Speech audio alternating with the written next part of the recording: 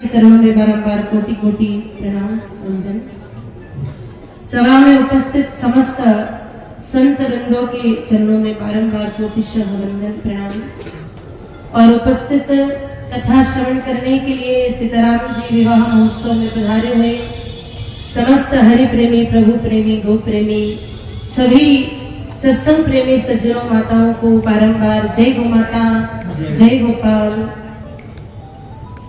पूज्य महाराज श्री का आदेश हुआ, इसलिए कुछ यहाँ पर कहने के लिए मैं यहाँ उपस्थित हूँ, वरना मेरा इतना सामर्थ्य नहीं है कि मैं पूज्य महाराज श्री के सम्मुख यहाँ पर कुछ कह सकूं। लेकिन आज वर्तमान समय में भगवती गौ माताओं की, वेद लक्षणा गौ माताओं की जो स्थिति है, आप हम सभी उस स्थिति से परिचित हैं। एनिमल हस्बेंड्री के आंकड़े बताते हैं कि हमारे देश में वर्तमान समय में 4000 के आसपास कत्ल खाने चलते हैं, जिनको सरकार बकायदा लाइसेंस देती है। और आज जब हम उठ करके अपना मुख धोते हैं और अपने नित्य क्रम में लगते हैं, तब तक लगभग पूरे दिन की, एक दिन की प्रतिदिन 82,000 गौ माताओं की गर्दन पर छुरी चल जाती है। जो हमारी भारतीय संस्कृति की आधार स्तंभा है, जो हमारे धर्म की रीढ़ की हड्डी है, जो हमारी आराध्या है, जो हमारे प्रभु की, हमारे इष्ट की आराध्या है, ऐसी भगवती गौ माताओं की, वेद लक्षणा गौ माताओं की आज वर्तमान में स्थिति बहुत ही भयावह है।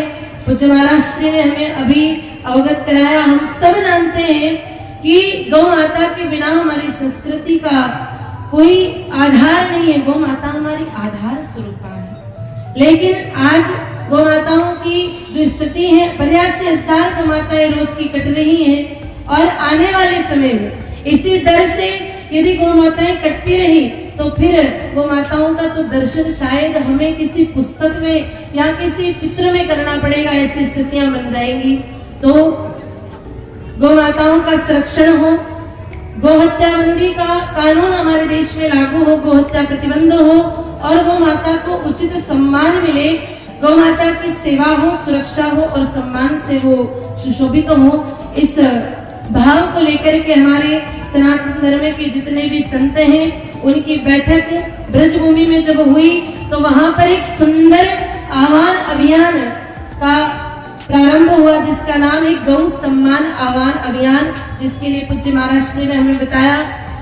अधिक समय, चूंकि आरती का समय होने जा रहा है, इसलिए अधिक प्रस्तावना की ओर न बढ़ते हुए जो कार्य योजना इस आह्वान अभियान के तहत बनाई गई है सभी संतों के सानिध्य में, मैं उस रूपरेखा के बारे में कुछ ही देर चर्चा करके अपनी बात को यहीं पर पूर्ण करना चाहूंगी।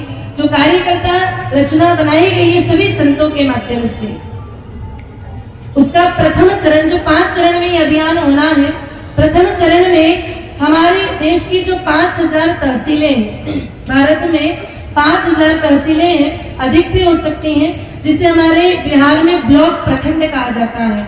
5000 तहसीलों से एक साथ, एक दिन, एक समय 27 अप्रैल 2026 को प्रातः 11 बजे से दोपहर 12 बजे के बीच एक दिन, एक समय, एक आवाज देश के प्रत्येक कोने कोने से जब उठेगी और जब देश का कोना कोना मांग करेगा कि गोवध अब बंद होना चाहिए, ये हमारी आवाज है, ये हमारी मांग है, ये हमारी आवश्यकता है, ये हमारा अधिकार है, तो निश्चित रूप से सरकार इस पर विचार करेगी।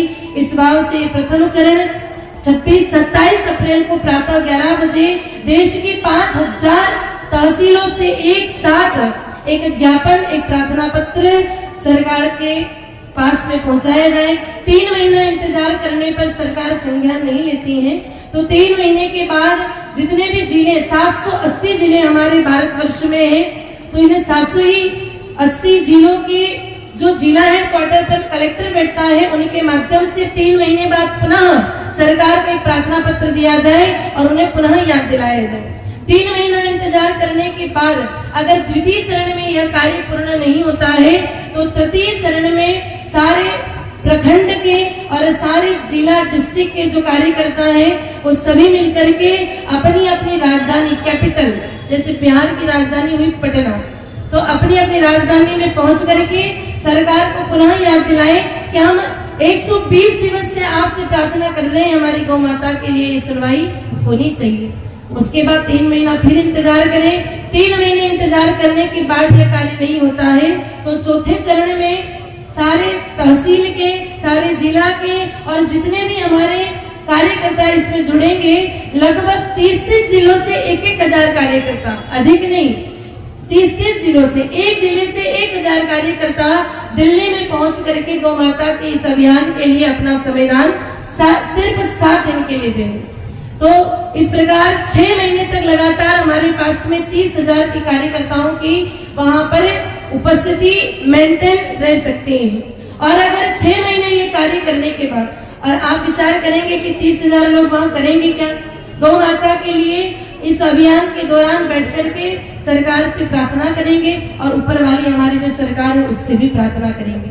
6 महीने यह कार्य यदि नहीं होता है तो 15 अगस्त के बाद में इस अभियान का 5वां चरण यह है कि 15 अगस्त के बाद में यदि हमारे प्रधानमंत्री जी महोदय लाल किले की प्राचीर से अगर ये सुंदर घोषणा नहीं करते हैं कि अब भारत में गौवध नहीं होगा, तो 15 अगस्त के बाद में हमारे संत जो है आमरण अनशन पर बैठेंगे और ये अनशन, ये अभियान तब तक चलेगा जब तक भारत में गौ हत्या प्रतिबंध नहीं हो जाता है। यदि इसमें किसी की मृत्यु भी हो जाती है, कोई गोलोक गमन कर जाता है, तब भी यह अभियान रुकने वाला नहीं है। और 30,000 लोग आप विचार करेंगे वहां विराजेंगे तो प्रसाद क्या पाएंगे। हमारे दिल्ली के भक्तों से, गौ भक्तों से जब चर्चा हुई तो गौ भक्तों ने हमें आश्वस्त किया है कि 6 महीने तक 30,000 नहीं, अगर साल भर तक 50,000 लोग बैठकर के गौ माता के लिए कोई अनशन, कोई अभियान, कोई कार्य करते हैं तो उनके लिए भोजन की व्यवस्था तो लंगर भंडारे के माध्यम से दिल्ली के लोग करेंगे। इसलिए इस अभियान के लिए हमको 1 रुपया भी दान चंदा इकट्ठा करने की आवश्यकता नहीं है। आवश्यकता है हमारे मन की पीड़ा को सरकार तक पहुंचाने की, आवश्यकता है हमारी हृदय की मांग को सरकार तक पहुंचाने की। जब देश एकजुट होकर के एक स्वर में जब हमारी गूंज तेज होगी तो निश्चित रूप से पूज्य महाराज श्री और उपस्थित सभी संतों के आशीर्वाद से यह कार्य होगा और निश्चित ही होगा।